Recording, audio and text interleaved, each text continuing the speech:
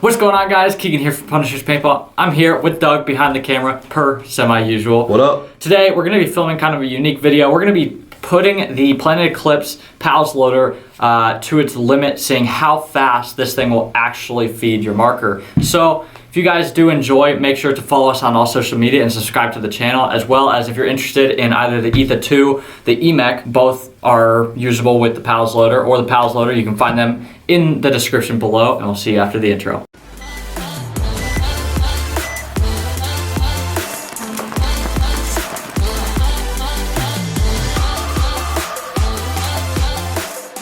Alright guys, so getting right into this, the PALS loader retails for $17.95, and it is actually technically a gravity-fed or a gravity-fed assisted hopper, I guess, or a pneumatic hopper. It's not electronic is what I'm really trying to get at. Most of the, well actually all of the high-end hoppers that you're going to see on the market that you might be thinking about purchasing for your Ether 2 or your EMEC are going to be electronic.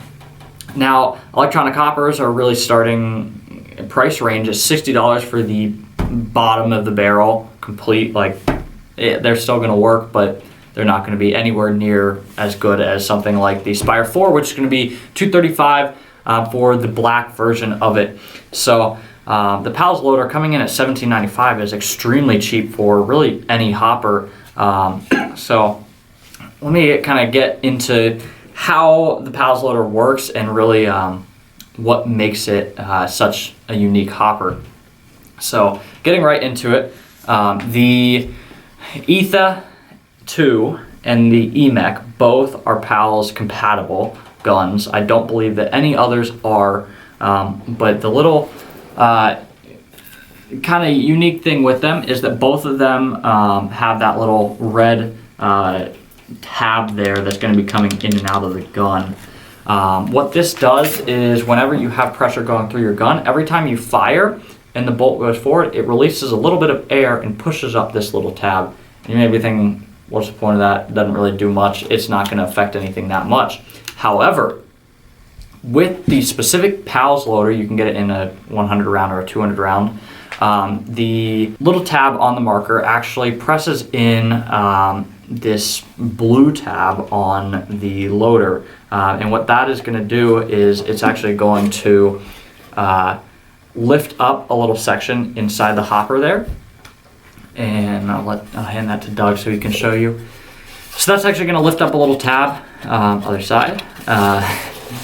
And it is going to kind of agitate the balls into place. It's not going to let them really lock up unless you're shoving the loader full of balls. And it's going to let the balls move more freely through the feed neck of the loader and the marker. So in theory, that should allow it to feed more consistently.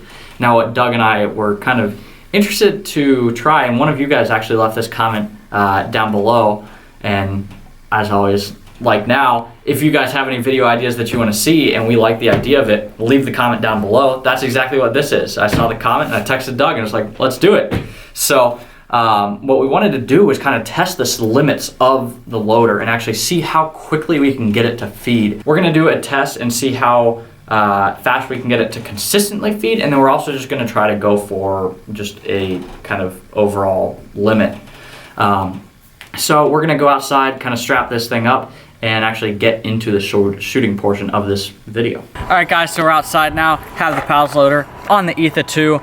I just programmed this thing, set it to 5.5 balls a second, which is the mechanical electronic limit. We're gonna go from 5.5 up to 10.5, up to 12.5, up to 15, and then we're just gonna do it uncapped and see what we can hit with this loader. So, throw down the mask. ProFlex, one of the best. So this is in 5.5, ramping.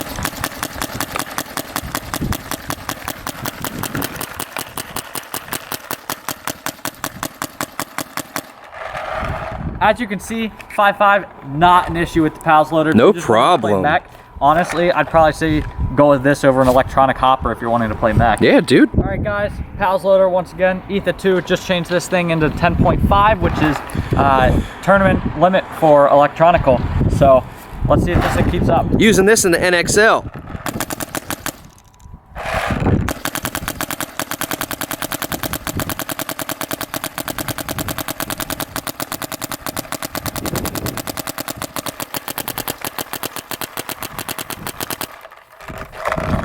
for what it was, it kept up.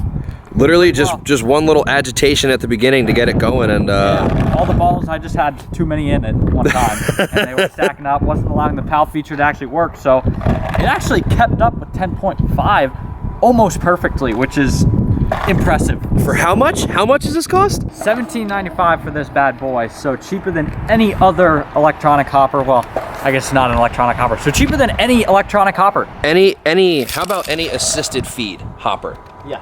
There you go, $17.95. Let's see 12.5. All right, guys, what's up? Media Guy Doug. I'm gonna step in front of the camera for a sec. So I busted out my Ohio State XLS. I set this to 12.5 so that we have kind of a point of reference with an electronic hopper of what that's supposed to sound like. Then I'll grab this bad boy and we'll kind of do a comparison, see if it is really reaching its peak of 12.5. So here we go. This is 12.5 exactly.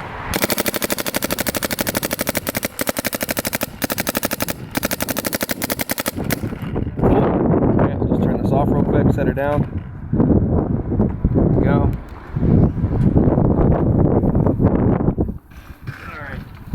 Alright, so let's see if this will sound anything the same.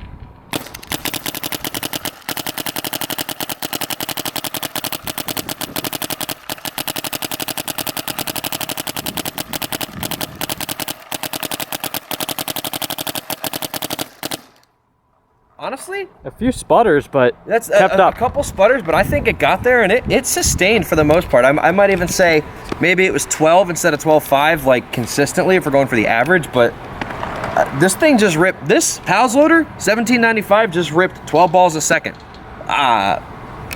If that's not worth your money, I don't know what is. I mean, on to 15. All right, guys, Shocker XLS with Spire 3 shooting 15 balls a second.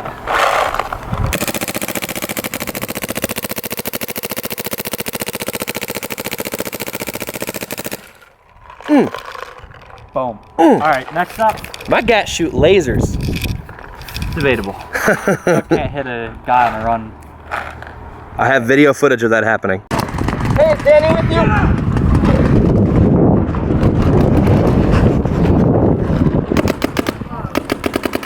I'm with you, Luis.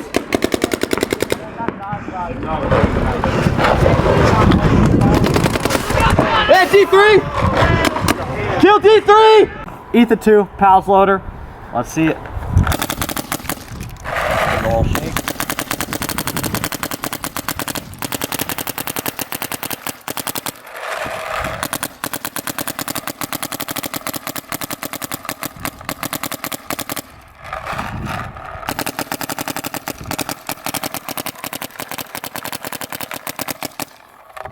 So we're getting kind of sputters of 15 balls a second, but not as consistent as the Shocker. But I mean, $17.95. It's still keeping up. I mean, like, you still achieve a high rate of fire. I mean, yeah, it's not that bad. For decently cheap, or actually for really cheap, right, you're getting a decent rate of fire. All right, guys, so we're back inside from testing the PALS loader. Now, personally, and I think Doug is too, we are both very impressed with how this thing performed. Much impressed. I knew that it could feed faster than a traditional gravity-fed loader, but I didn't know that it could consistently feed 10.5 balls a second. Yes. Granted, there were little hiccups, and it's not going to feed as well as like your Spire 4 or your Spire 3 or your control loader. But for being $17.95 and just being like a fraction less than a tenth of the price, this thing fed extremely well, and it was super consistent at that 10.5 mark, which is tournament level. Right. At 5.5, which was if you're playing electronic and you're wanting to play a mech, that is the limit, fed flawlessly. And at 10.5, which is tournament level, it fed almost perfectly. That's the thing. If you had an Ether 2 and you needed to get into tournaments but had nothing more than $25 to spend on a hopper, you could get this and actually get away with it and successfully play a tournament. Yeah. And I confidently say that. And it's light. I mean, this thing is just anything. plastic. There's no batteries or anything, so it's light. So you could get away with playing a tournament. Granted, it's not going to be like as good as some of the electronic hoppers out there, but if you are really balling on a budget, you can do it with this. And even Keegan reminded me, there's a universal HK speed feed. Yeah. That you could throw on top of it to really keep up with the pace of the game. Yeah, you have the one that you see on the speed loader that kind of just, you can screw it and tighten it down, and I'm fairly certain that that will screw onto this. So you theoretically could have a speed feed on your PALS loader, which is $17.95. I'm pretty sure the speed feed costs more than the loader. So if you're really trying to get into speedball on a complete budget, I honestly think that this might be the new cheapest setup out there. Now, we did test it at 12.5 and it was less consistent, but still. It could still held up. mostly keep up. 15 was a little dicey. Yeah, 15, we were getting bursts of 15, but we weren't at that 15 more consistently. And we honestly decided to toss out doing semi because you guys just don't want to see that footage. Yeah, we tried semi. We weren't completely set up for it. Our chrono wasn't working very well. So, yeah, at 15 balls a second and still being able to feed it at least, this thing well outperformed all of my expectations. Honestly, I give that thing a 9 out of 10. 8 out of 10 maybe, just because no easy accessible speed feed, but like I'll give it a 9.5 out of 10. Like, this thing, for the price, I'm just considering the price into it. It's like, this I believe is going to be the new cheapest setup. And if you're looking to get into mechanical, or if you're looking to just play paintball, and you're not wanting to go with bottom of the barrel stuff, then when EMAC paired with the PALS loader, you will have absolutely no issue whatsoever feeding, and would be a super cheap alternative to getting some other markers out there.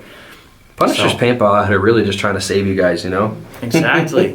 Exactly. So, like I said, guys, if you are interested in any of this stuff that you saw in the video, make sure to check out the links in the description below, and we'll see you guys in the next one.